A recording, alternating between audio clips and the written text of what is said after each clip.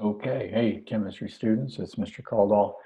Wanted to run through a quick little video here on introduction to equilibrium and specifically how we can write what's called an equilibrium constant expression. Uh, so to jump right into it, chemical equilibrium is in essence, we've gotten really used to thinking about reactions going in one direction, A turning into B. Reality is that many reactions, not all, but many, can also run in the reverse reaction. As we're making B, B is also then remaking A. So we have what's called the forward reaction. That's the reaction that we're used to writing to the right. And then this would be the reverse reaction. And when we talk about equilibrium, what we're talking about is these two reactions, right? They can run in both directions. And once they get to a point where the rate of reaction is equal, right? That doesn't mean that the amounts of the chemicals are equal, but the rates are equal, right? Which means that the amount that's going in one direction is exactly equal to the amount that's going in the other direction. So it reaches a steady state and there's no more change in the amounts. That's what equilibrium is. But the thing that we want to really focus our attention on here is how we can write what's called the equilibrium constant. So here's an example of a equilibrium type of reaction. So we've got two HGOs, two mercury oxides. Now that's in the solid state, right? And that will break apart in a nice decomposition reaction as we go to the right. It'll break apart into mercury and oxygen. But then as mercury and oxygen start to accumulate, the mercury and oxygen will get back together and it will reform mercury oxide. So we get it going in both ways. So that's the essence of an equilibrium reaction. And there's a lot that we could do with equilibrium reactions, but during quarantine here and in a short amount of period of time here at the end of the school year, we just want to hit on one big idea, and that's how we can get to what's called the equilibrium constant expression. All right. So, and these notes are posted on today's class, so you can check them out. So, not surprisingly, as A is turning into B, the amount of A is decreasing and the amount of B would be increasing. And it's this point where those amounts are no longer changing. So, this is where we say equilibrium has been achieved. All right. Now, one thing I need to indicate is that we've been doing a lot with concentration. So, whenever you see brackets around something, that is our chemistry shorthand way of saying the concentration of A. And concentration is going to be in molarity. Remember, molarity is the number of moles per liter of solution. All right. Now, we continue down here. All right. And what we're going to do is we're going to write an expression called the equilibrium constant K. And the easiest way to think about it is it's a way of getting a measure as to whether or not we have more products or more reactants. So if we look at this and we say, all right, this is our equation, our balanced chemical equation. The W, the X, the Y, and the Z are the coefficients out in front of the balanced chemical equation. What we're going to do is we're going to basically say simply this. This K, all right, is going to be equal to, you always put your, and we usually think of these guys as the reactants, right? And we usually think of these guys as the products. So what we're going to do is we're going to take and do the concentration of all of our products. That's what the brackets stand for, concentration. And we're going to raise that concentration number to the exponent that is the coefficient out in front in the balanced chemical equation. So we'd say the concentration of C raised to the Y power times the concentration of D raised to the Z power. And we're coming from this equation here. So we're taking Z to the Y power and concentration of D to the Z power. We multiply those guys together. So that gives us an indication of it's a quantity of product. And that's something that'll help you always remember. We always put our products over the other side, the reactants. So it is a ratio. So products over reactants.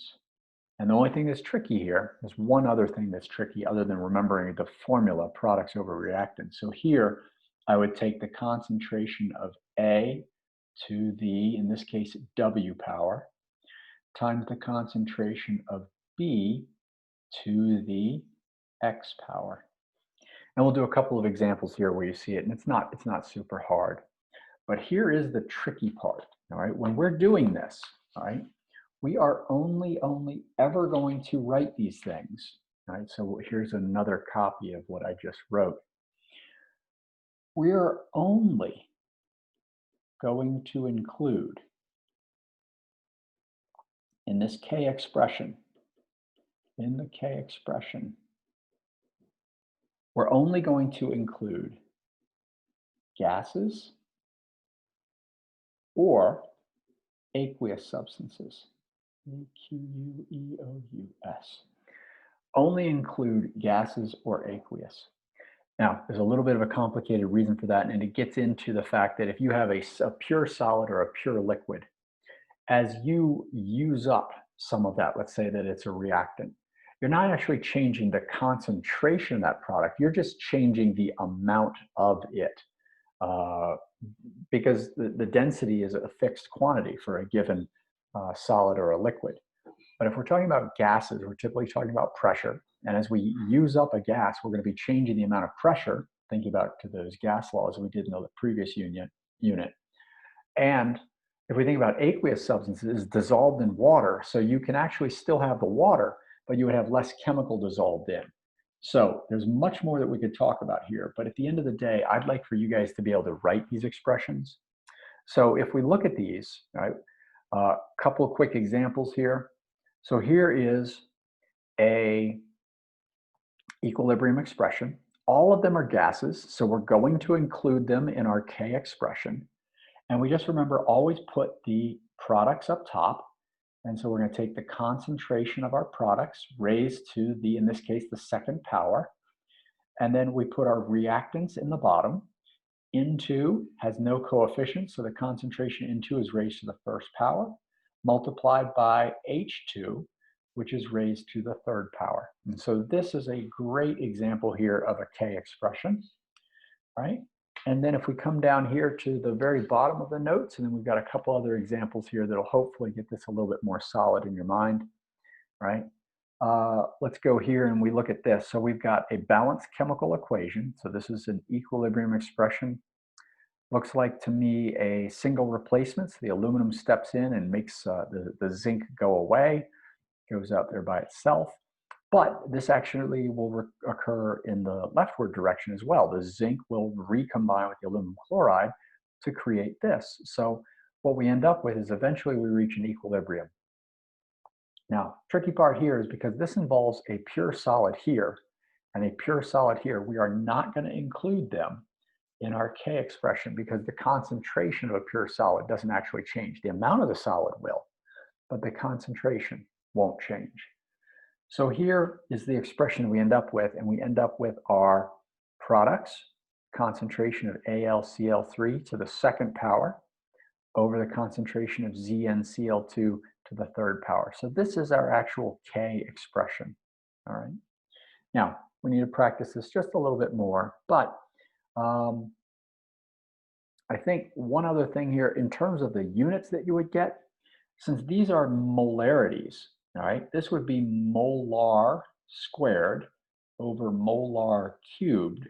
So the unit would be 1 over molar, or if you're fancy, you could think of that as m to the negative 1.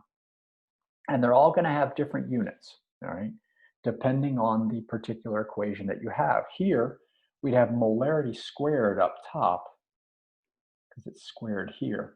I'd have molarity times molarity cubed, which would be molarity to the fourth. So I'd have 1 over molarity squared, or m to the negative 2. So that would be the units. And we're going to do some number stuff with these, I guess, probably tomorrow. You'll see a little video lesson on that. All right, so let me go ahead and get rid of these guys. And let's see if I can pop over here and share a couple of things. I'm going to pause the video real quick. All right, let's see how we do with a couple more practice problems here. So let's do this. We're going to write the appropriate K expression. And don't worry if you see little letters down here. That's a little bit more of an advanced topic than we have time to get into. But no, so we're going to try and find the equilibrium constant expression, K. And we've got all gases, so we include aqueous and gases. So we're going to include everything here. So I'm looking for an answer that has this guy. Remember, this is a product, so products go up top, and it's got to be to the second power. So I'm hoping that you're focusing in on this guy because it's got product squared, CO2 squared, divided by CO to the second power, O2 to the first power. And so the best answer here is going to be our old friend D. All right.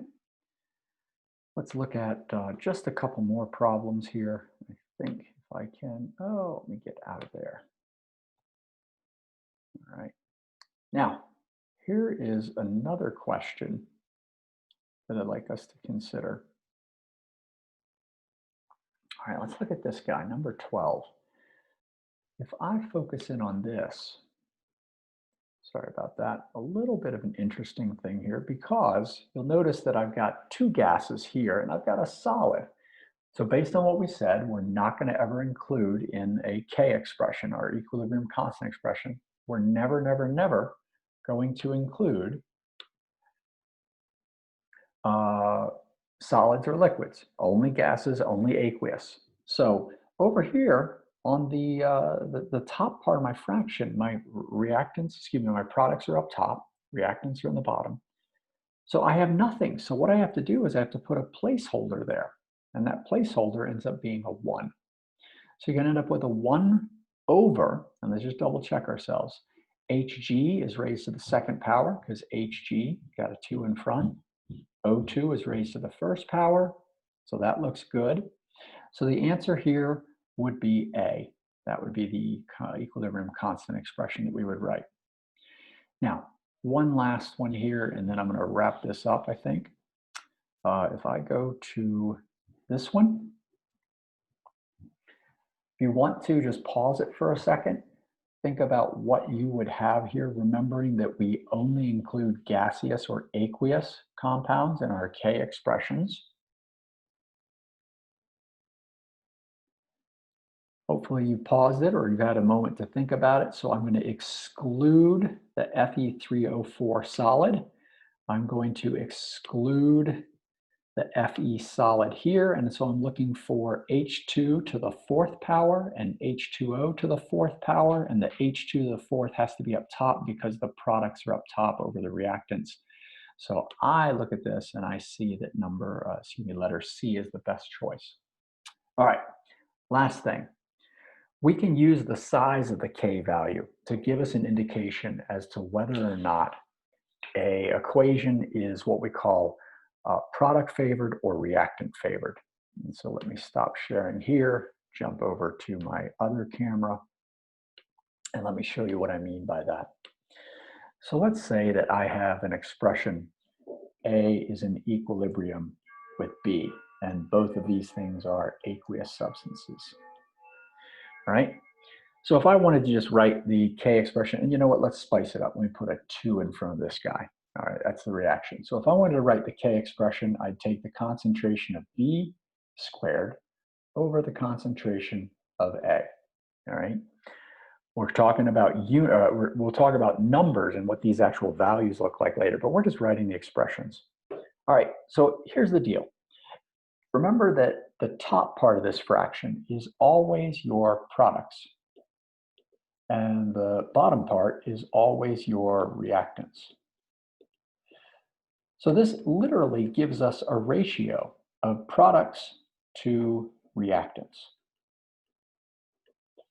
Now, if I end up with equal amounts of products and reactants, all right, then the top and the bottom are going to work out to be equal to each other. So if I have a K value of 1, what we're going to say is that products and reactants kind of same, all right? So neither one of them is more favored than the other. But if I end up with a K value that is way, way, way, way, way bigger than 1, that means I must have a much larger numerator. That means that I must have way more products. So what we would say is that that is a product favored reaction. Because at the end of the day, we end up with way more products than we have reactants. Now, on the other side of things, if I end up with a K value that is really small, it's less than 1, that's really less than 1, that means that I have a small numerator and a relatively large denominator. And if that's the case, we would say that that tends to be a reactant favored reaction, or reactant favored equilibrium is another way of saying that. Okay? Now, it's a lot of stuff, short amount of time, but hopefully this video helps you get just enough information so that you can be successful with the short assignment that I posted for today. And wish everybody luck. Catch me during office hours if you have any questions, and I'll see you online again soon. All right, have a great day. Bye-bye.